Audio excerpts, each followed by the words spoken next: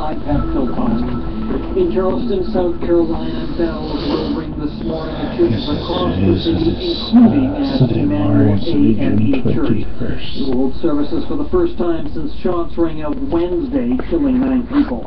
Meanwhile, online postings have surfaced that appear to show the alleged gunman posing with a gun. The FBI says they're investigating if they were written by Dylan Roof, which could suggest a motive for the deadly attack. Virginia Biden-Nathan reports. Details of a website titled The Last Cohesion began to emerge on Saturday on a chilling 2,000-word post filled with pictorial and racial hatred. This is a manifesto of intent that appears to be by Dylan Roof, although it's still unclear whether he's the actual author. The posting says Charleston was chosen for this week's attack on the Emmanuel Church because of its history of slavery and the high proportion of black people who've lived there historically.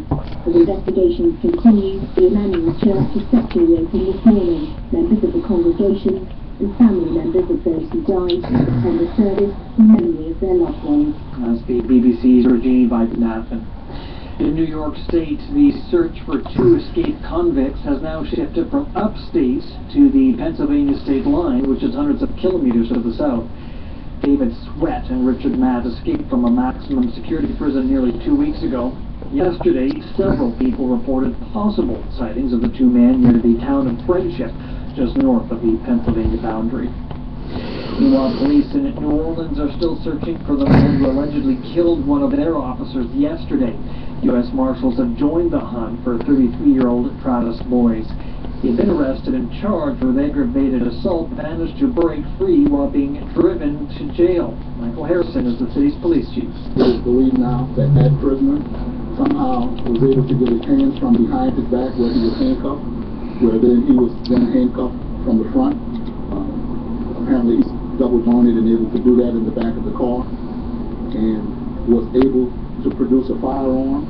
Police say he shot the officer who was transporting him and then escaped when the vehicle crashed into a utility pole. 60,000 people came out this morning to greet Pope Francis in the northern Italian city of Turin. The Pope prayed in front of one of the most famous Christian relics, the Shroud of Turin, which many believe is the burial cloth of Jesus. Megan Williams has more.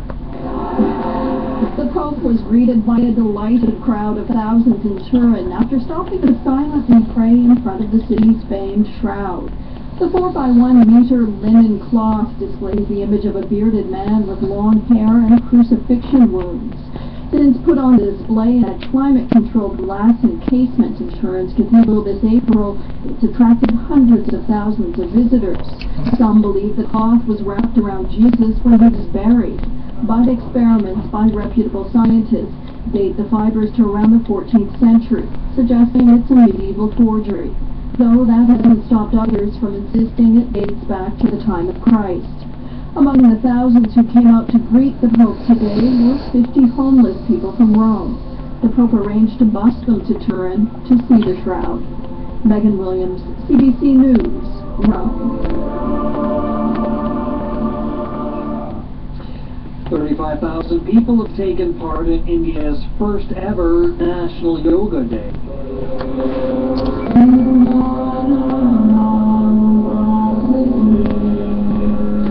Prime Minister Narendra Modi surprised many by leading part of the session in Delhi. He led crowds with stretches, bends, and breathing exercises. Millions were expected to take part in similar events across the country.